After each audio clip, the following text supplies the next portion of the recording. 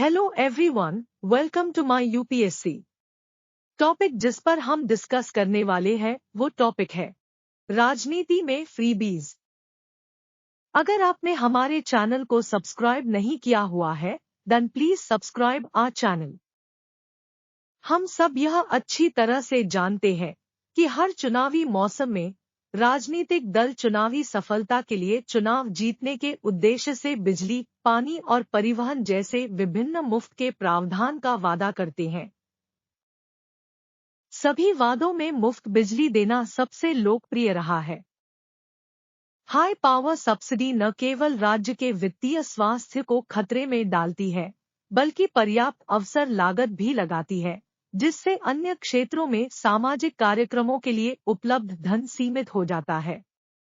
उदाहरण के लिए शिक्षा और स्वास्थ्य के लिए कर्नाटक का बजट आवंटन सभी राज्यों द्वारा इन क्षेत्रों में औसत आवंटन से भी कम है।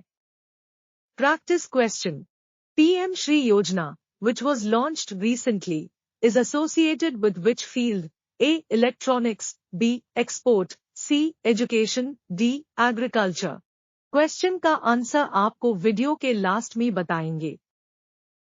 भारतीय रिजर्व बैंक की रिपोर्ट 2022 में मुफ्त उपहारों को एक लोक कल्याणकारी उपाय जो मुफ्त प्रदान किया जाता है के रूप में परिभाषित किया गया है। इसमें कहा गया है कि freebies are different from public और मेरिट गुड्स। इसका मतलब कि फ्रीबीज सार्वजनिक योग्यता के सामान जैसे स्वास्थ्य और शिक्षा से अलग है, जिन पर व्यापक और दीर्घकालिक लाभ है। What is the difference between freebies and welfare? Freebies और वेलफेयर में क्या अंतर है? एक होता है फ्रीबीज यानी कि मुफ्त और दूसरा वेलफेयर स्कीम्स यानी कि कल्याणकारी योजनाओं के बीच अंतर हमेशा स्पष्ट नहीं होता है, लेकिन उन्हें अलग करने का एक सामान्य तरीका लाभार्थियों और समाज पर उनके दीर्घकालिक प्रभाव से होता है।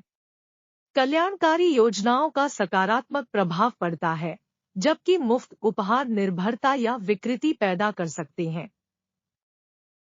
फ्रीबीज क्या है? फ्रीबीज वे सामान और सेवाएं हैं जो उपयोगकर्ताओं को बिना किसी शुल्क के मुफ्त में दी जाती है। वे आम तौर पर अल्पावधि में टारगेटेड आबादी को लाभान्वित करने के उद्देश्य से होते हैं।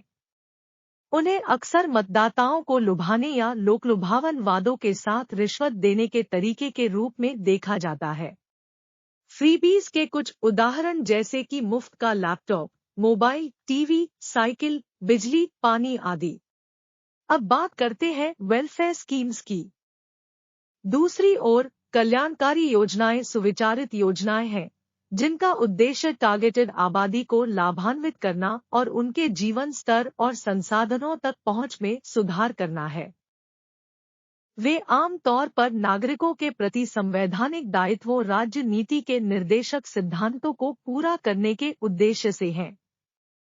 उन्हें अक्सर सामाजिक न्याय, इक्विटी और मानव विकास को बढ़ावा देने के एक तरीके के रूप में देखा जाता है।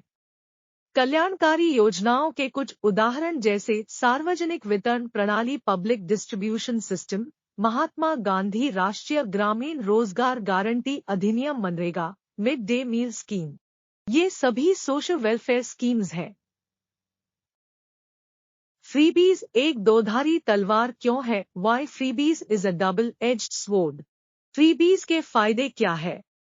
सरकार के उपहार सरकार के प्रति लोगों के विश्वास और संतुष्टि को बढ़ा सकते हैं, क्योंकि वे लोगों के प्रति इसकी जवाबदेही प्रदर्शित करते हैं।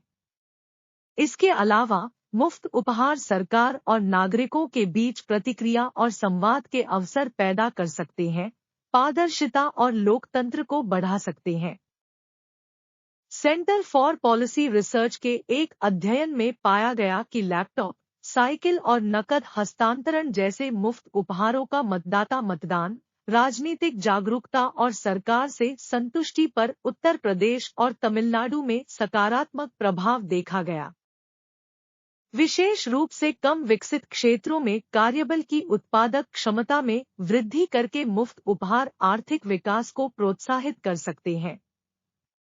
उदाहरण के लिए लैपटॉप, साइकिल या सिलाई मशीन जैसे मुफ्त उपहार गरीब और ग्रामीण आबादी के कौशल, गतिशीलता और आय के अवसरों को बढ़ा सकते हैं। नीति आयोग की एक रिपोर्ट में कहा गया है कि बिहार और पश्चिम बंगाल में स्कूली छात्राओं को साइकिल जैसे मुफ्त उपहारों से उनके नामांकन और प्रतिधारण दर में वृद्धि हुई है, स्कूल छोड़ने वालों की दर में कमी आई है और उनके सीखने के परिणामों में सुधार हुआ है। वर्ल्ड बैंक के एक अध्ययन में अनुमान लगाया गया है कि सार्वजनिक वितरण प्रणाली के तहत फूड सब्सिडी जैसे मुफ्त उपहारों ने भारत में गरीबी अनुपात को कम किया है।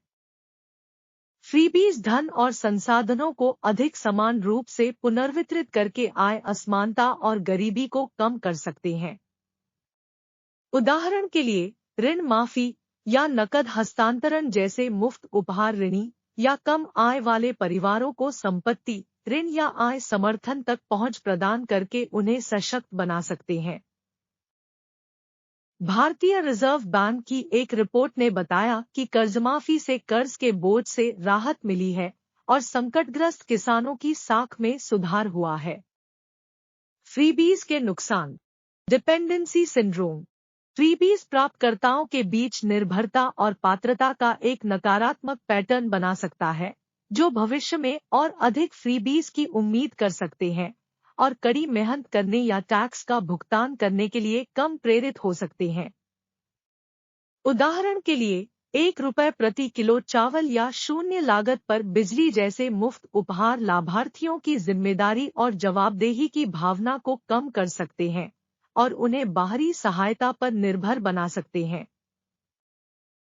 एसोसिएशन फॉर डेमोक्रेटिक रिफॉर्म्स के एक सर्वेक्षण से पता चला है कि तमिलनाडु में 41% मतदाताओं ने मतदान में मुफ्त उपहारों को एक महत्वपूर्ण कारक माना, जबकि 59% ने कहा कि वे राज्य सरकार के प्रदर्शन से संतुष्ट हैं। सार्वजनिक व्यय, सब्सिडी, घाटे, ऋण और मुद्रास्फीति में वृद्धि से राज्य या देश के राजकोषीय स्वास्थ्य और व्यापक आर्थिक स्थिरता पर प्रतिकूल प्रभाव पड़ सकता है। उदाहरण के लिए कृषि ऋण माफी, बेरोजगारी भत्ते या पेंशन योजनाओं जैसे मुफ्त उपहार सरकार के बजटीय संसाधनों और राजकोषीय अनुशासन को प्रभावित कर सकते हैं और अन्य क्षेत्रों में निवेश करने या अपने दायित्वों को चुकाने की क्षमता को प्रभावित कर सकते हैं। आरबीआई की एक रिपोर्ट ने विश्लेषण किया कि इंदिरा गांधी राष्ट्रीय वृद्धावस्था पेंशन योजना IGNOAPS के तहत वरिष्ठ नागरिकों के लिए पेंशन योजनाओं जैसे मुफ्त उपहारों ने केंद्र और राज्य सरकारों के लिए एक वित्तीय जोखिम पैदा किया, क्योंकि उन्होंने वृद्ध आबादी के साथ बढ़ती पेंशन देनदारी को निहित किया। अधिक उत्पादक और आवश्यक क्षेत्रों जैसे बुनियादी ढांचा, कृषि उद्योग आदि से रिसोर्सेस को मोड़कर मुफ्त उपहार व्यय की प्राथमिकताओं और संसाधनों के आवंटन को विकृत कर सकते हैं। उदाहरण के लिए मोबाइल फोन, लैपटॉप या एयर कंडीशनर जैसे मुफ्त उपहार बड़े हिस्से की खपत कर सकते हैं। सार्वजनिक खर्च और सड़क, पुल, सिंचाई प्रणाली या बिजली संयंत्रों जैसे सार्वजनिक सामानों में निवेश को कम करना।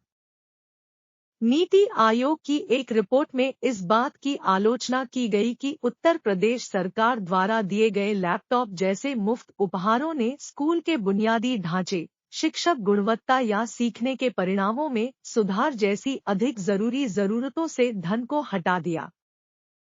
मुफ्त वस्तुएं नवाचार और सुधार के लिए प्रोत्साहन को कम करके मुफ्त में दी जाने वाली वस्तुओं और सेवाओं की गुणवत्ता और प्रतिस्पर्धात्मकता को कम कर सकती हैं। उदाहरण के लिए साइकिल या लैपटॉप जैसे मुफ्त उपहार बाजार में उपलब्ध या अन्य देशों द्वारा उत्पादित की तुलना में घटिया गुणवत्ता या पुरानी तकनीक के हो सकते हैं। Centre for development of advanced computing की एक रिपोर्ट ने मूल्यांकन किया कि विभिन्न राज्य सरकारों द्वारा दिए गए मुफ्त उपहार जैसे laptop old technology and old software पर आधारित थे, जो उनकी कार्यक्षमता और प्रदर्शन को सीमित करते थे। पानी, बिजली या ईंधन जैसे प्राकृतिक संसाधनों के अत्यधिक उपयोग और अपव्यय को प्रोत्साहित करके मुफ्त उपहारों का पर्यावरण पर नकारात्मक प्रभाव पड़ सकता है। उदाहरण के लिए मुफ्त बिजली, मुफ्त पानी या मुफ्त गैस सिलेंडर जैसे मुफ्त उपहार संरक्षण और दक्षता के लिए प्रोत्साहन को कम कर सकते हैं और कार्बन फुटप्रिंट और प्रदूषण के स्तर को बढ़ा सकते हैं।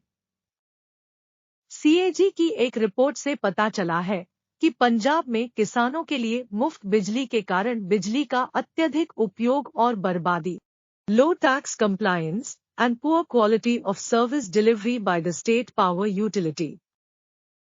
आगे का रास्ता क्या होना चाहिए? मुफ्त उपहारों को आर्थिक दृष्टिकोण से और करदाताओं के पैसे से जोड़कर समझा जाना चाहिए।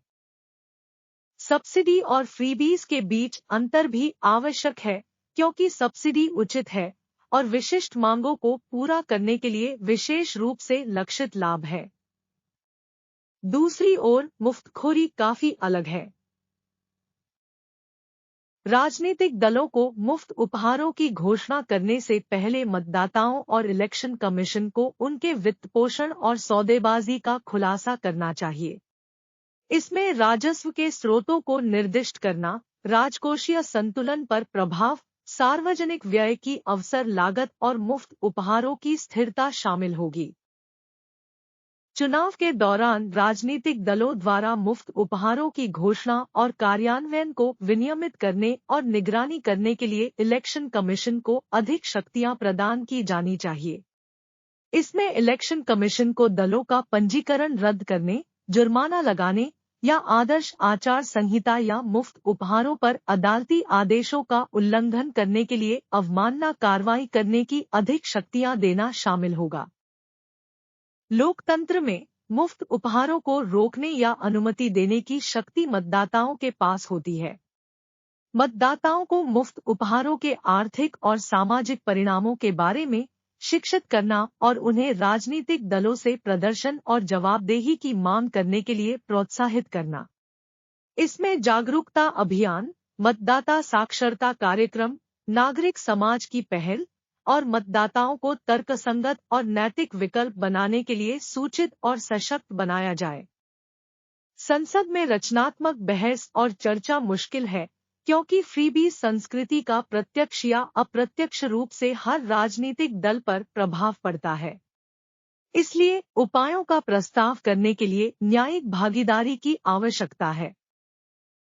सुप्रीम कोर्ट ने मुफ्त उपहारों के मुद्दे और अर्थव्यवस्था और लोकतंत्र पर उनके प्रभाव को देखने के लिए एक विशेषज्ञ समिति गठित करने का सुझाव दिया है। समिति में नीति आयोग, वित्त आयोग, RBI और अन्य हितधारकों के सदस्य शामिल होंगे। समिति चुनाव प्रचार के दौरान राजनीतिक दलों द्वारा दिए जाने वाले मुफ्त उपहारों को नियंत्रित करने के बारे में सुझाव देगी। इसे एक कोट से अच्छी तरह समझा जा सकता है। एक आदमी को एक मछली दो और तुम उसे एक दिन के लिए खिलाओगे। एक आदमी को मछली पकड़ना सिखाओ और तुम उसे जीवन भर के लिए खिलाओगे। अब हम प्रैक्टिस क्वेश्चन को देखते हैं। PM श्री योजना, which was launched recently, is associated with which field? A. Electronics, B. Export, C. Education, D. Agriculture। Right answer होगा option C, education. Prime minister Narendra Modi announced the Pradhan Mantri schools for rising India PM Shri Yojana. Under the scheme, 14,500 schools from across the country will be upgraded as PM Shri schools. They will have a modern and transformational method of imparting education.